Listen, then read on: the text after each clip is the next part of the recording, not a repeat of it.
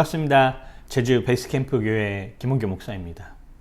추수감사 주일입니다. 추수감사 주일에 해년마다 돌아오는 추수감사 주일에 우리는 어떤 모습으로 하나님 편에 서 있는가요? 우리에게 있어서의 진정한 추수는 무엇이고 우리에게 있어서의 진정한 감사는 무엇일까요? 시편 136편 1절 말씀은 이렇게 표현하고 있습니다. 여호와께 감사하라. 그는 선하시며 그 인자하심이 영원함이로다.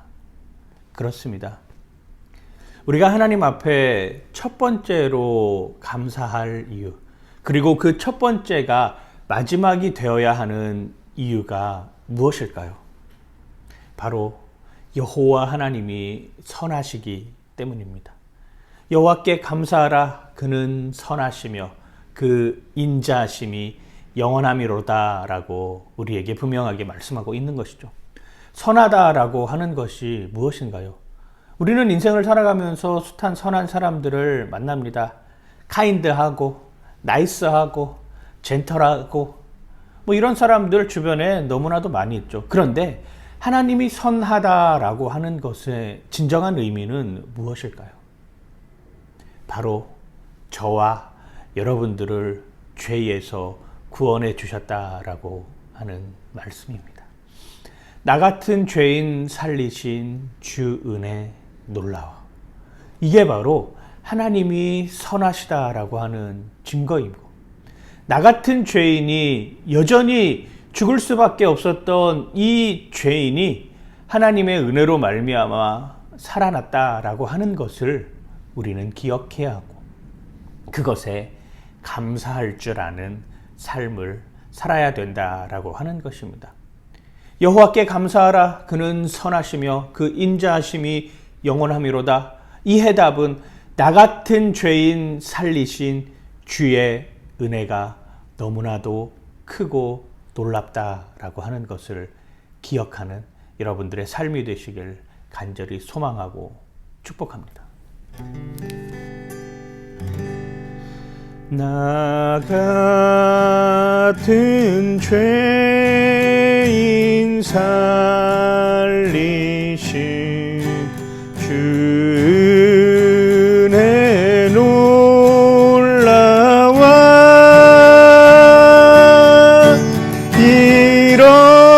잃었던 생명 찾았고 광명을 얻었네. 큰 죄악에서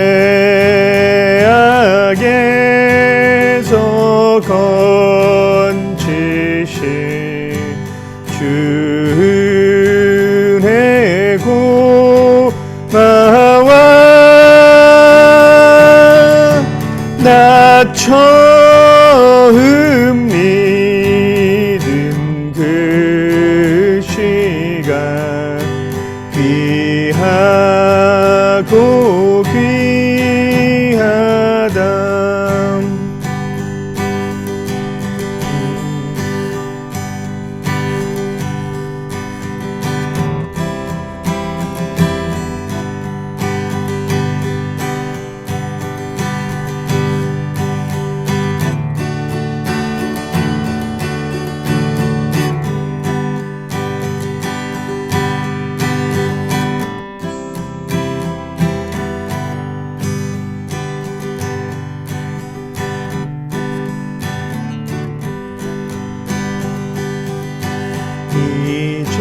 이제껏 내가 산 것도 주님의 은혜라.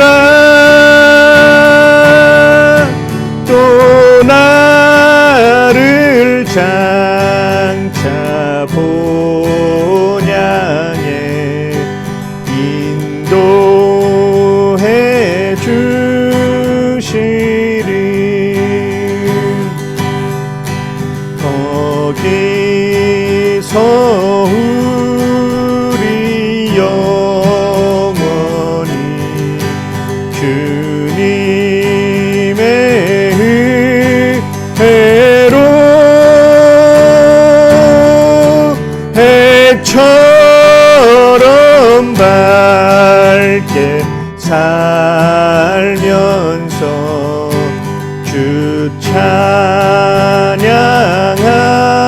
찬양하리라.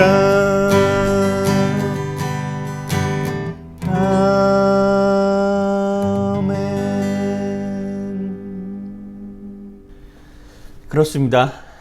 나 같은 죄인 살리신 주님의 그 은혜에 감사하는 여러분들이 되시길 간절히 바라고 원하고 기도합니다. 누가복음 17장에 보면 10명의 나병 환자 이야기가 나옵니다. 10명의 나병 환자들, 나병이라고 하는 것이 어떤 모습인지, 나병에 걸려보지 않아서 그 사람이 어떤 삶인지 모르겠지만 소록도를 예전에 대학교 다닐 때 방문했던 적을 기억해 보면 살점이 다 떨어져 나갑니다. 코가 문드러지기 시작하는 것이죠. 눈에서는 계속 진물이 나오기 시작합니다. 그들은 한 공동체에서 살 수 없고 따로 떨어져서 독립된 공간에 살 수밖에 없는 그런 사람들이었습니다. 생활 일을 할 수 있는 여건조차도 없고 그들의 삶이라고 하는 것은 이 병만 해결되면 자신의 모든 삶이 완전히 다 바뀔 수 있다라고 하는 이런 생각을 가진 사람들의 모습이었습니다. 10명의 나병 환자가 예수님에게 달려왔습니다. 무엇을 구했겠습니까? 그렇죠. 병 낫기를 구하는 것입니다. 예수님은 다른 말씀 하시지 않았습니다. 그리고 네가 가진 그 병을 제사장에게 가서 보여라 라고 했죠. 나병에 걸린 사람들은 제사장에게 가는 도중에 병이 다 나았습니다. 그런데 그 병이 다 나았다라고 생각하면 어떻게 반응을 보여야 될까요? 그렇죠. 바로 예수님께 돌아와서 감사의 인사를 해야 되는 것이 인지상정 아닙니까? 그게 사람 사는 이야기 아니에요? 그게 신앙을 떠나서라도 도덕 윤리 아닙니까? 그런데 9명의 사람들은 어디로 갔는지 모른 채 단 한 사람만 주님께 돌아와서 감사의 표를 하고 있는 모습을 보게 됩니다.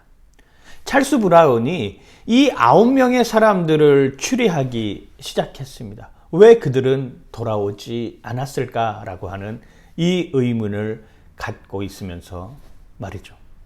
그래서 이렇게 정리를 해놨더라고요. 제가 한번 알려드리도록 하겠습니다. 첫 번째 사람은 병이 나은 것인지 아닌지 확인하느라 감사하지 못했다고 합니다. 두 번째 사람은 병이 낫기는 했지만 다시 재발할지 모르니까 좀 더 두고 보느라 감사하지 못했답니다. 세 번째 사람은 더러운 옷도 갈아입고 목욕도 깨끗이 하고 예물도 준비해서 천천히 찾아뵈려고 감사하지 못했다고 합니다. 네 번째 사람은 이제 보니 나병이 아니었던 것 같아 하며 병이라고 생각했던 것은 오진이었다는 생각에 감사하지 못했습니다. 다섯 번째 사람은 약간 나은 정도야 겉에 있는 부스럼은 떨어져도 속에는 아직도 병이 남아있을지 몰라 하는 생각에 감사하지 못했습니다. 여섯 번째 사람은 일단 제사장에게 뛰어가서 자신의 몸을 보이고 다 나았다는 것을 완전히 인정받은 후에 마음대로 거리를 활보하며 돌아다니느라 감사하지 못했습니다. 일곱 번째 사람은 주님께서 나를 위해 특별히 애쓰신 것도 별로 없어. 예수님은 너희 몸을 제사장에게 가서 보이라고 말씀하신 것 밖에는 없었어. 약을 발라주신 것도 아니니까 라고 생각하여 감사하지 못했습니다. 여덟 번째 사람은 이런 것은 의사나 랍비라면 누구나 할 수 있는 일인데 별로 대단한 일 아니니까 감사할 일이 못 돼라고 생각하여 감사하지 못했습니다. 아홉 번째 사람은 사실 나는 이미 회복되고 있었다고, 즉 예수님 때문에 나은 것은 아니고 나을 때가 되어서 저절로 나았다고 생각하여 감사하지 못했습니다. 어쨌거나 이런저런 이유로 이 9명의 사람들은 감사하지 못하는 삶을 살았습니다. 그러나 한 사람, 주님이 찾으시는 그 한 사람은 하나님께 나와 감사하는 모습을 삶으로 실천으로 보여주었던 것이죠. 우리는 어디에 속해 있습니까? 저희 베이스캠프 교회에서는 매년 추수감사주일이 되면 귤밭에 농장에서 예배를 드립니다. 세례도 받지 않았던 이제 처음 예수 그리스도를 믿었던 한 형제의 헌신이 우리를 귤밭으로 인도하게 하였습니다. 그곳에는 정말 진정한 감사가 있었고 그것에는 정말 진정한 사랑이 있었습니다. 올해도 여전히 저희는 추수감사주일을 드리러 귤밭으로 갑니다. 이게 은혜이지 않을까요? 작년에 하나님께 감사했던 그 감사의 예배의 초소를 찾아서 올해도 똑같은 모습으로 하나님께 감사를 드릴 수 있는 것, 1년 동안 지켜주셔서 우리가 다시금 그 자리로 갈 수 있는 여건이 되지 않았겠습니까? 그렇습니다. 우리는 그런 감사의 삶을 실천하는 삶으로 살아가야 되는 것입니다. 여호와께 감사하라. 그는 선하시며 그 인자하심이 영원하미로다 라고 하는 그 고백을 오늘 제 마음에 담았습니다. 그 고백의 표현을 마지막으로 여러분들에게 한번 읽어드리도록 하겠습니다. 믿음의 가정 가운데 태어나게 하셔서 믿음의 기업을 이어받게 하신 하나님께 감사드립니다. 그 인자하심이 영원하미로다. 모든 사람들에게 외면당할 때 홀로 나를 바라봐 주신 하나님께 감사드립니다. 그 인자하심이 영원하미로다. 그리스도의 복음을 알게 하시고 그 복음을 기초로 믿음의 형제 자매들과 함께 주님의 몸된 교회를 온전하게 세워나갈 수 있도록 선하게 인도하신 하나님께 감사드립니다. 그 인자하심이 영원하미로다. 숱한 어려움과 시험 가운데서도 다시 일으켜 주시기 위해 항상 손 내밀어 주시는 하나님께 감사드립니다. 그 인자하심이 영원하미로다.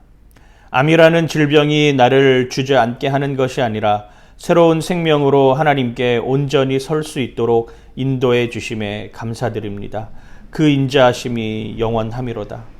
생명이 다하는 날까지 하나님의 나라와 예수 그리스도의 복음을 위하여 살아갈 수 있도록 힘주실 하나님께 감사드립니다.